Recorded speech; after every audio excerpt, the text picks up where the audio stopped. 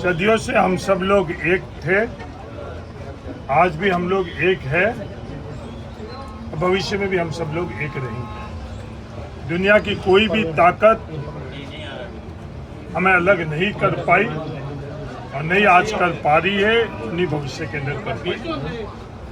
जो भी कार्रवाई हुई वो संवैधानिक दायरे में हुई, कानून और नियमों के अंतर्गत।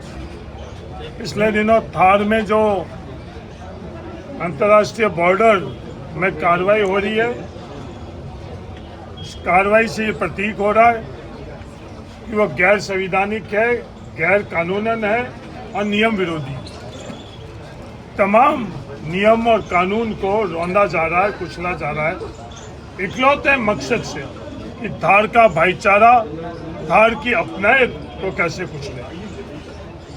पिछले दिनों धार के लोगों ने अपनी तमाम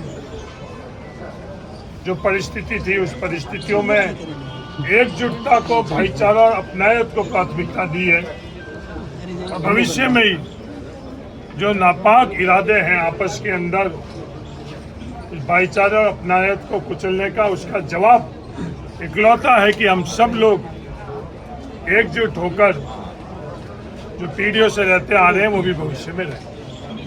आपको क्यों लगता है कि एक तरफा कार्रवाई हो रही है? जब प्रशासन कह रहा है कि जो सरकारी जमीन नहीं, ये मैं कह रहा हूँ या प्रशासन कह रहा है कि बात नहीं, आकर जाकर कोई भी देखे।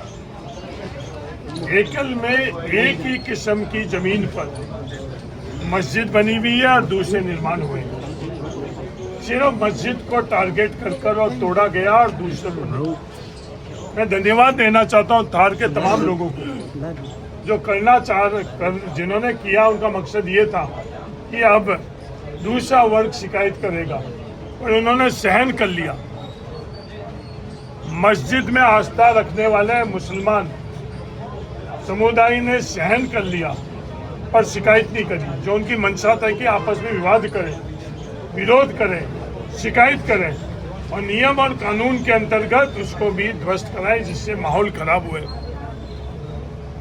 पर थार ने सहन किया पर किसी भी प्रकार का विरोध, विवाद और शिकायत नहीं करी, क्योंकि हमारी अपनायत नहीं, परंपराओं ने ये सिखाई नहीं। और मैं कह रहा हूँ उस पर नहीं जाऊँ, आप प्रशासन और सरकार के उस पर नहीं जाऊँ।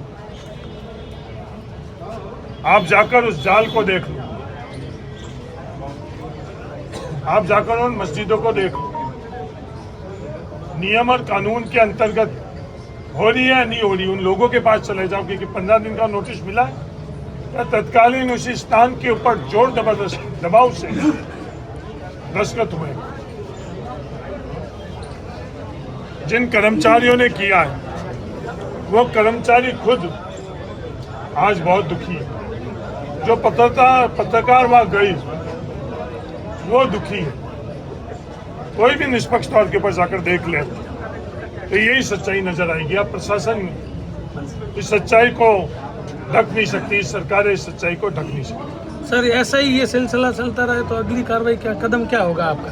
नहीं, इसका जवाब हम लोग आपस में विश्वास और एकजुटता से देंगे।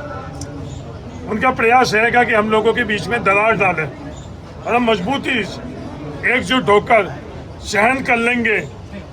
हम समाप्त हो जाएंगे पर अपनी अपनायत और भाईचारा को हम मिटने नहीं देंगे। जो भी करना है उनको वो कर ले, हम लोगों को समाप्त करनी है। भाजपा के कौन से किस नेता ने हरीश चौधरी को? मैंने आपसे निवेदन किया व्यक्तिगत तौर पर, आप मेरे परिवार के सदस्य हो, आप सार्वजनिक कोई भी आपस की व्यक्तिगत संवाद को सार्वजनिक करना अगर आप लोग ये उचित समझो। आप लोग जितना मेरा थार है उतना ही आपका थार, और मैं आपको बताऊंगा, ये मैंने आपको सार्वजनिक तौर के ऊपर। सर, दावा किया जा रहा है कि देश की जो सीमाएं हैं उनको सुरक्षित करना है, मजबूत बनाने के लिए कार्रवाई की जा रही है। नहीं, ये दावा और सच्चाई के अंदर बहुत बड़ा, कोई भी दुनिया की सीमाएं सुरक्षित करने के लिए वहां के नागरिक के संदर्भ में उनका विश्वास आपस में और उनका विश्वास उस देश की व्यवस्थाओं और संविधान के ऊपर, यहाँ से देश की सीमाएं सुरक्षित होने का सफर शुरू होता है। दुनिया में किसी देश के संदर्भ में हमारे भारत के अंदर इस बॉर्डर के में रहने वाले लोगों के आपसी विश्वास तो तोड़ा जा रहा है। क्या ये राष्ट्रीय विरोधी कृत्य नहीं है? जो प्रशासन और संस्थाओं और सरकारों पर से विश्वास हटाने का प्रयास किया जा रहा है, क्या ये राष्ट्रीय विरोधी कृत्य नहीं है? ये सवाल जब हम लोग वहाँ जाते हैं, ये सवाल हम लोगों से पूछा जाता है। साधारण सा व्यक्ति हम लोगों से पूछता कि साहब हमें समझ में नहीं आ रहा, वीडियो से हम लोग इस बॉर्डर पर रह रहे हैं, ये क्यों कर रहे हैं? आप देश के प्रधानमंत्री से पूछो।